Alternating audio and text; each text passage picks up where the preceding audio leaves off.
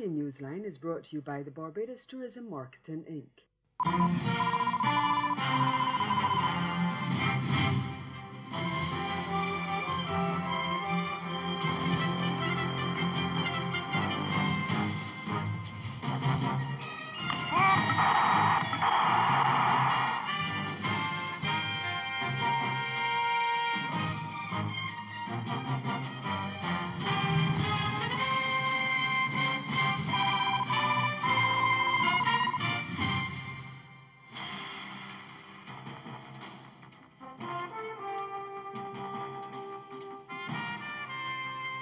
The Trinidad government defends controversial legislation despite threats of legal action.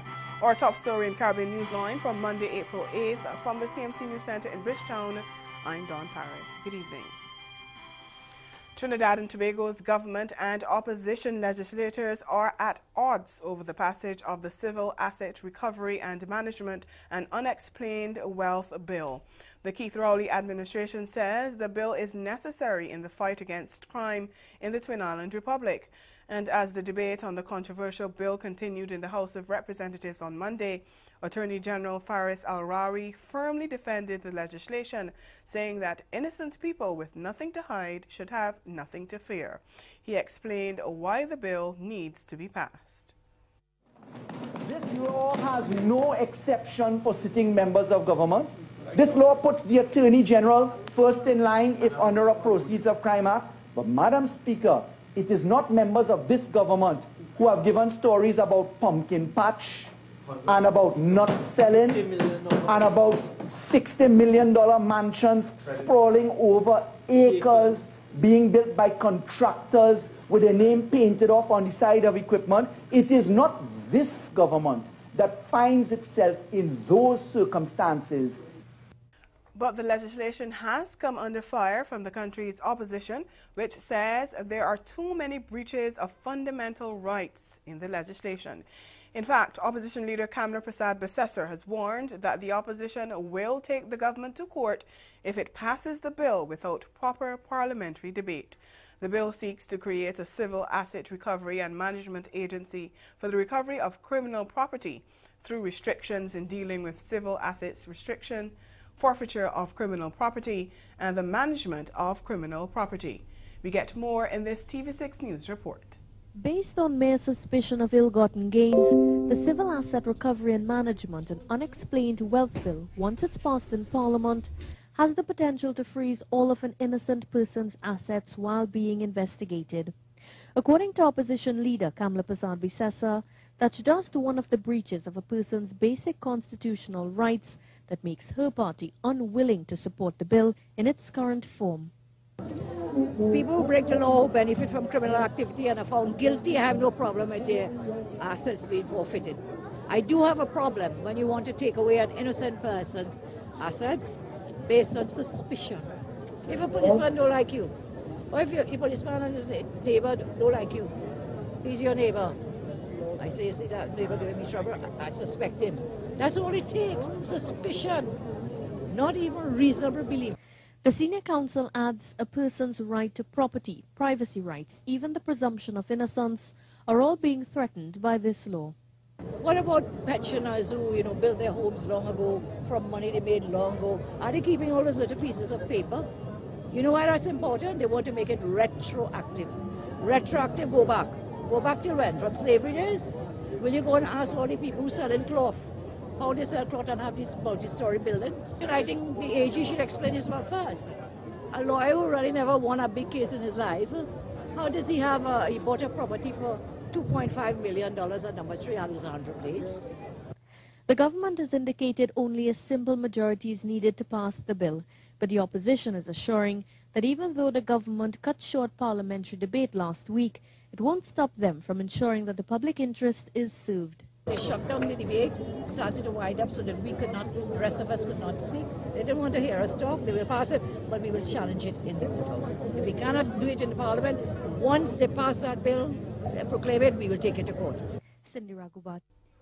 Staying in Trinidad and Tobago, Prime Minister Rowley says the government will not be opening any refugee camps for Venezuelans who have fled there.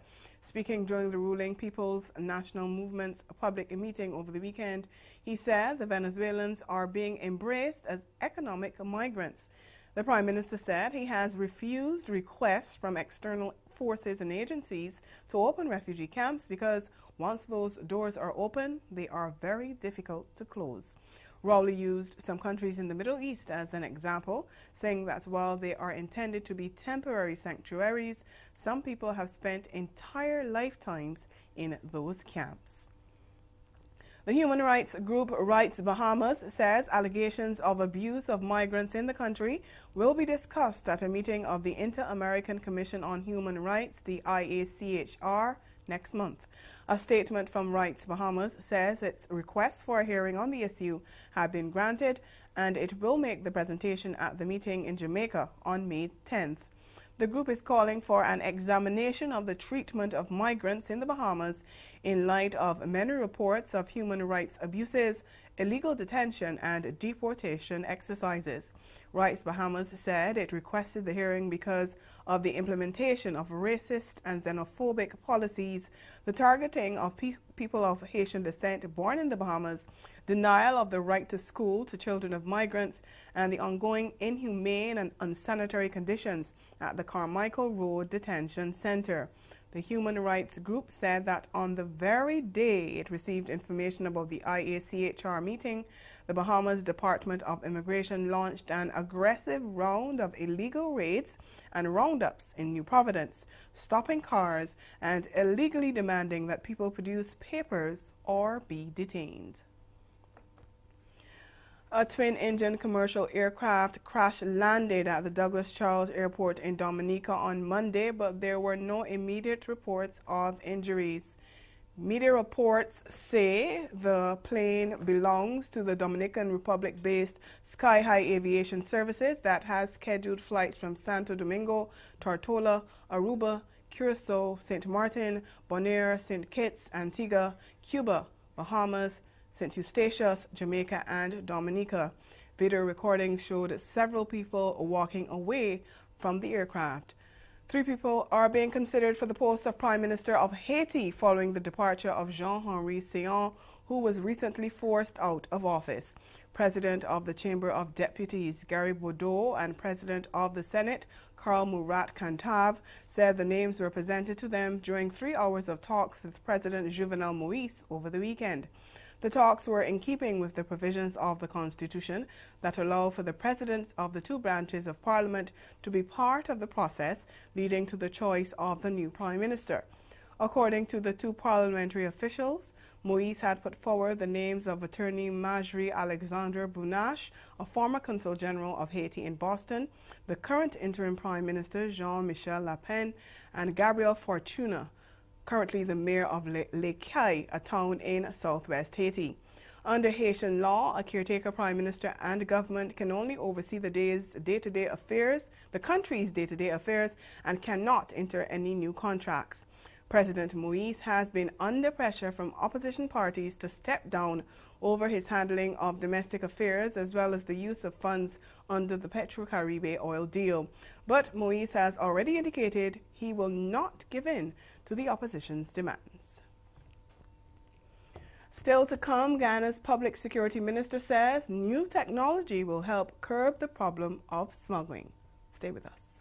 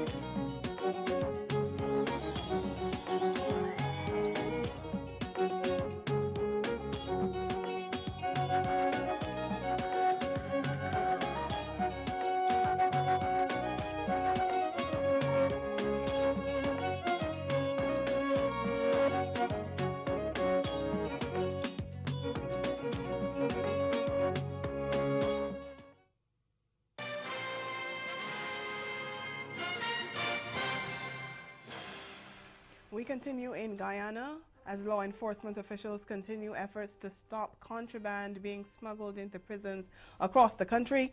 Public Security Minister Kemraj Ramjatan says the introduction of technology such as electronic body scanners can help curb the problem. We get the details in this HGP TV news report. The year 2018 saw more than a dozen alleged contraband smugglers being arrested before the courts. This was thanks to stringent security checks and intelligence carried out by the prison authorities in an effort to curb the custom of contraband smuggling. In a recent interview, Director of Prisons Gladwin Samuels noted that whilst the prevalence of contraband smuggling has decreased, it is still very much existent. The prison boss further explained that now the risk is greater, smugglers are offered more incentives to traffic contraband. During his recent visit to the Mazaruni prison, Public Security Minister Kemraj Ramjatan admitted that contraband smuggling has become a huge challenge for his ministry, especially since random searches always unearth large quantities of contraband, including improvised weapons. And every time they do a search, they do find marijuana, cigarette lighters, cigarette. They even find sometimes scotch and vodka. I am certain that there might be some complicity too that is causing that. Obviously, family members managing to pass things through. But that can only be halted by the better personnel that will ensure that that does not happen.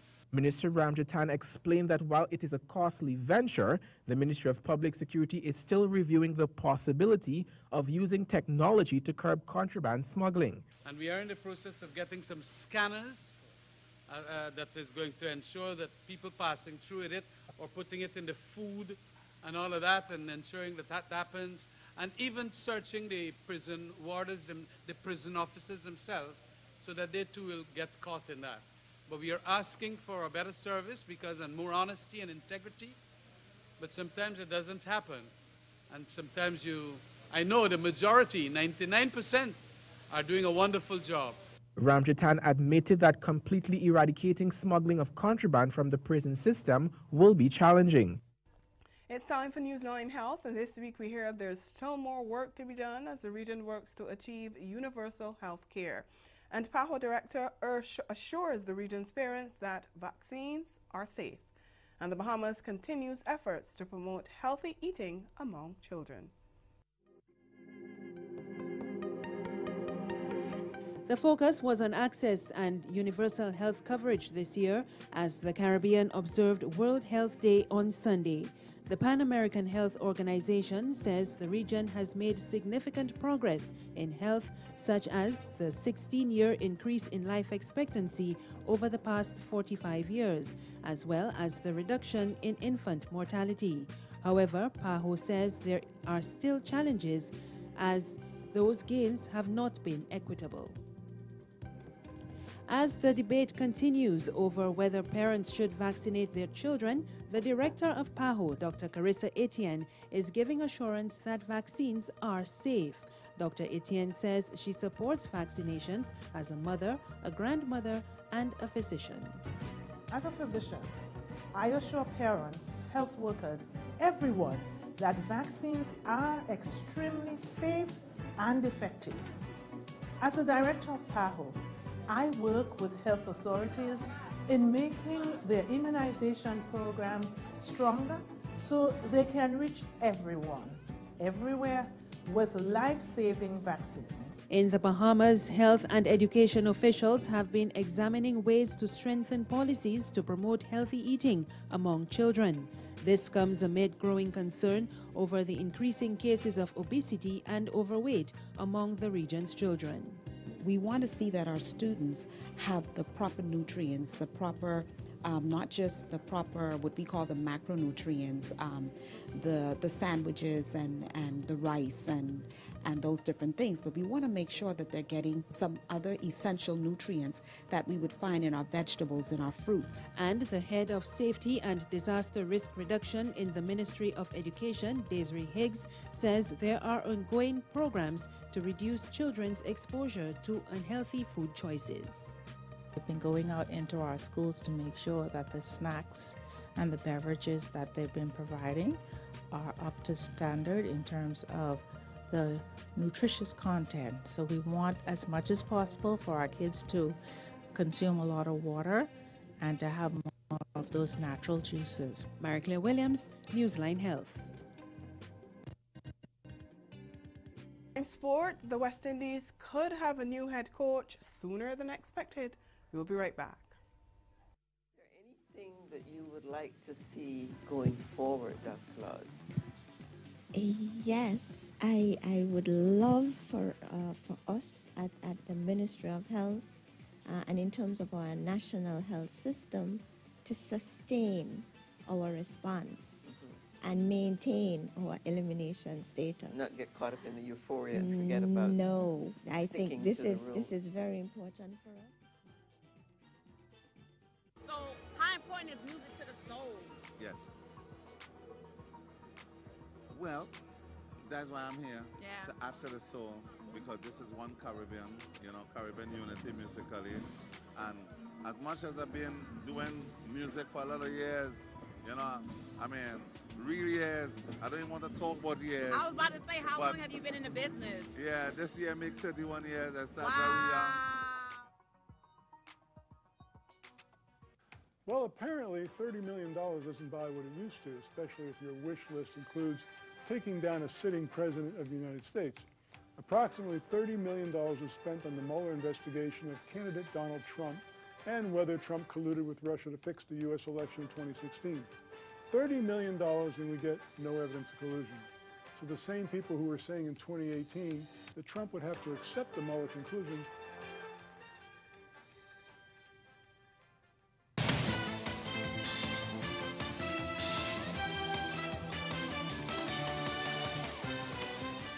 Well, cricket dominates Monday sports, and Richard Pybus could be replaced as West Indies head coach. ESPN Crick Info is reporting that a decision is expected to be taken when new Cricket West Indies president Ricky Skerritt meets with the board on Tuesday to review the coaching structure. The Englishman's contract was to run until after India's visit to the Caribbean in July following the ICC World Cup. But Skerritt told the cricket website that announcements will be made following Tuesday's board meeting, and Barbadian Floyd Reefer is tipped to replace Pybus. Last week, a leading regional academic and noted cricket author, Professor Sir Hilary Beckles, called for Pybus to be removed, saying a head coach of Caribbean origin should preside over the West Indies campaign at the World Cup.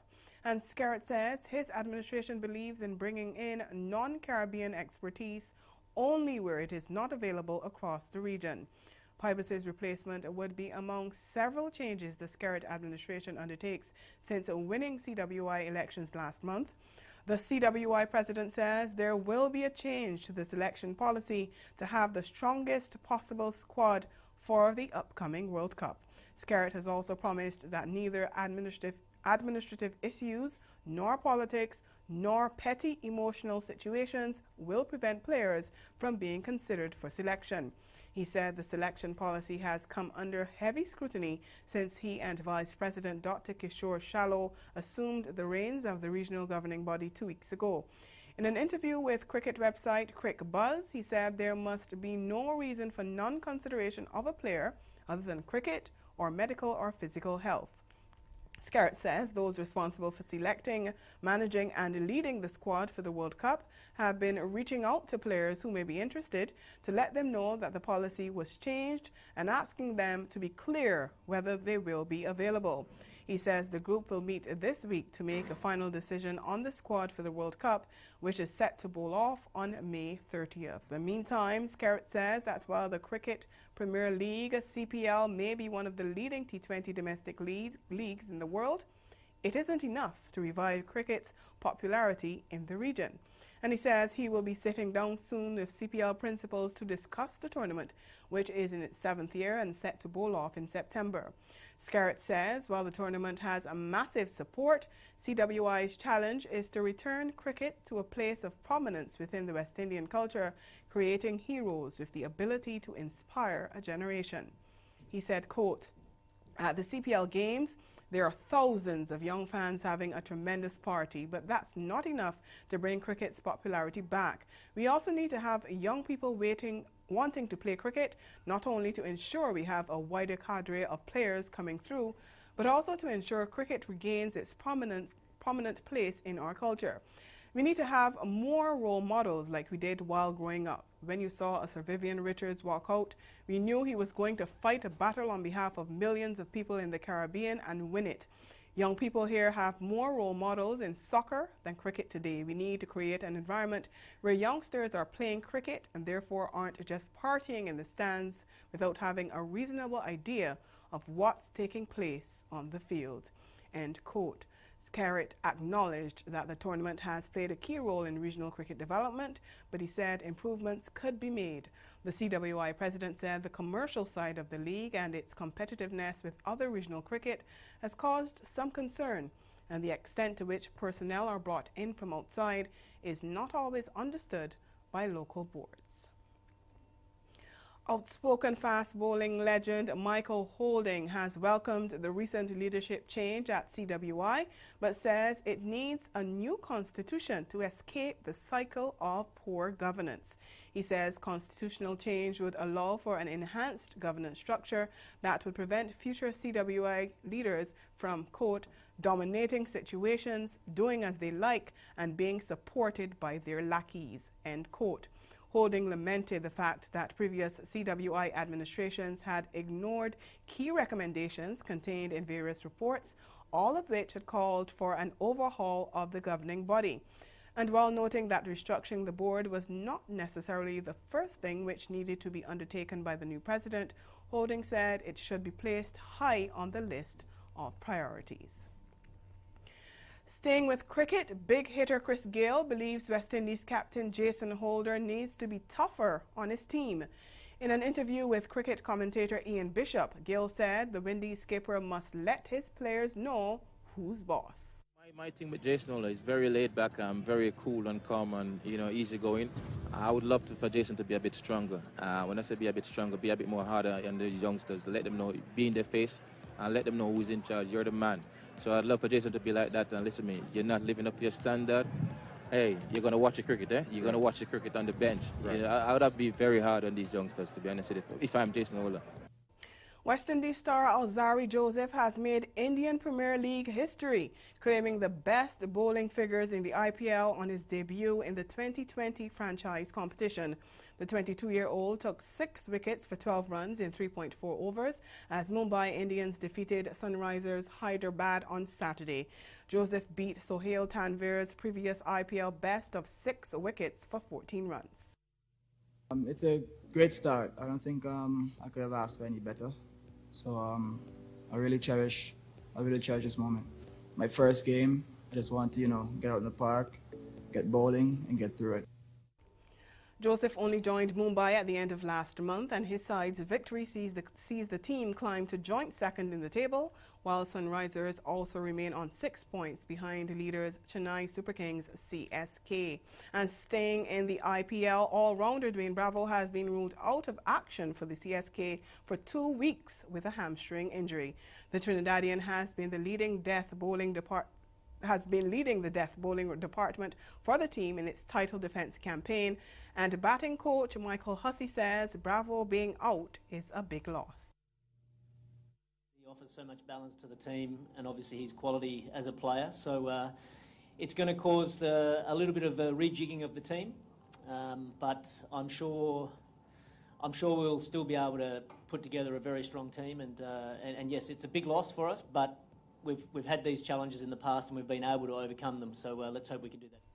To football now, Jamaica's Reggae Girls ended their friendly with South Africa's Banyana on Sunday in a 1-1 draw. Both teams are preparing for their debut appearance at the FIFA Women's World Cup in France this summer. We get more on the match from TVJ's Karen Madden. Historic encounter pitted the number 49 ranked South Africans against the 53rd ranked Jamaicans in front of a jam-packed Moses Mabhida Stadium in Durban. Jamaica got the first sighted goal after just 8 minutes, but it was the South Africans who sent their fans into a frenzy in the 26th minute when Linda Motalo capitalized on a rare error from Jamaican skipper Konya Plummer. The Reggae Girls could have equalized immediately but saw their chances muffed.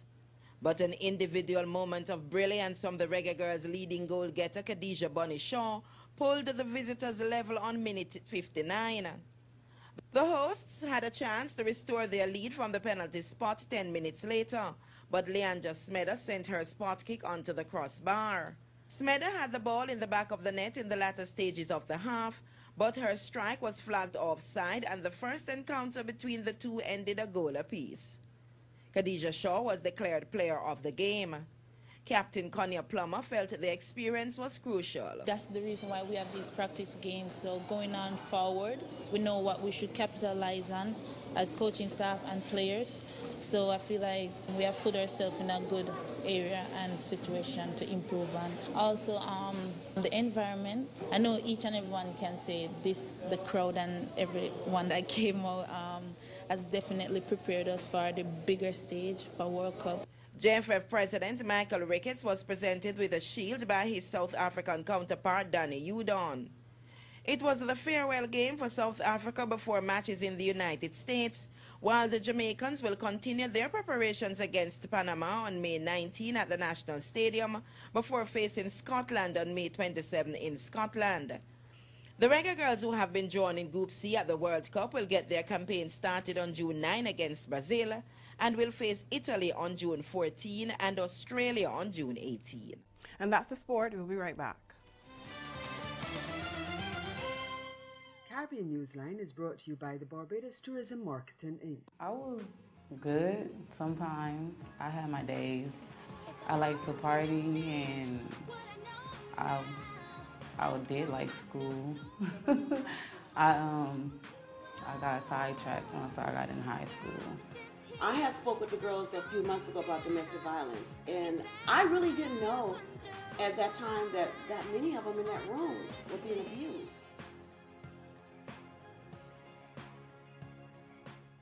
American rapper Lil Kim will drop a new album on May 17th. The rapper announced via social media that her latest full-length, which will be her 5th LP and first album in 14 years, is titled The Nine. The music video for the album's first single, Go Off, is expected to be released on March 29th. There is no news on the album's track list or potential collaborations yet. However, here is Go Off, live.